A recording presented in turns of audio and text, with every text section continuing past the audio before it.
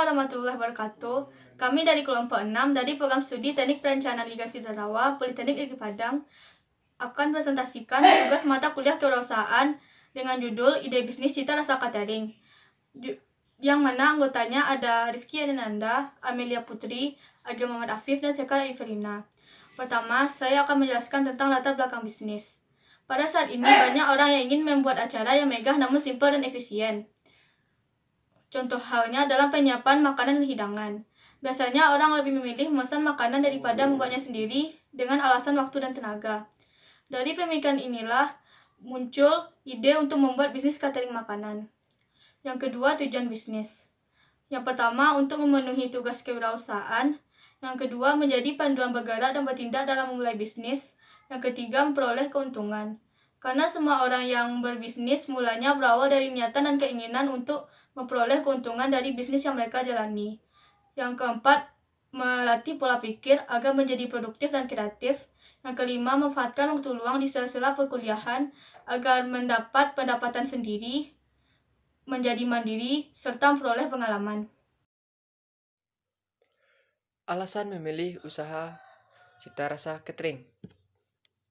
Nama Cita Rasa sendiri bermakna bahwa kami selalu mementingkan cita rasa memakan dan selalu berinovasi dalam mengolah makanan sehingga diterima oleh banyak konsumen.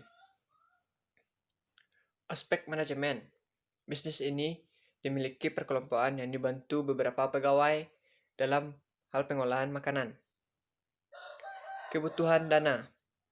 Untuk modal awal, memulai usaha ini karena merupakan home industry, maka hanya diperlukan biaya sebesar 5 juta yang diperoleh dari dana pribadi.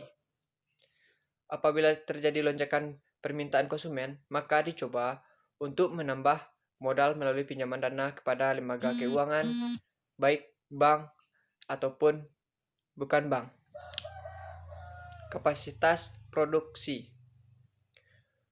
Untuk kapasitas sendiri akan berlaku sistem dan pemesanan jumlah besar dan kecil, yakni maksimal 500 porsi dan minimal pesanan 50 porsi.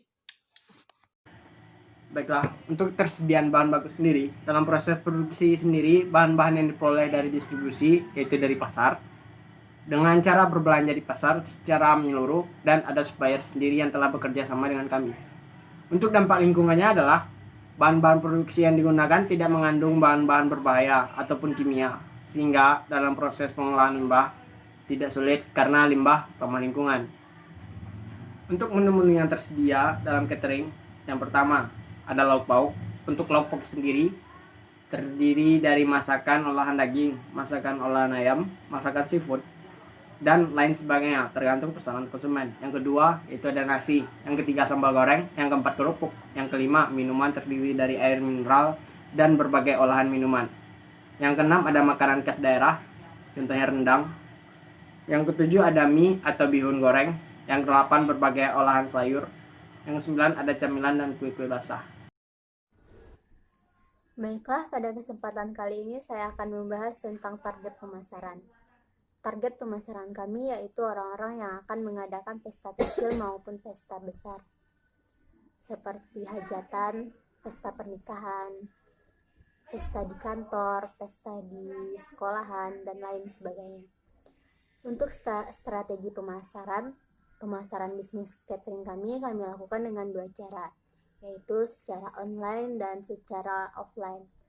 Untuk offline, kami melakukannya dengan cara konvensional dari mulut ke mulut, seperti membagikan brosur catering dan menjalin kerjasama dengan pihak-pihak tertentu.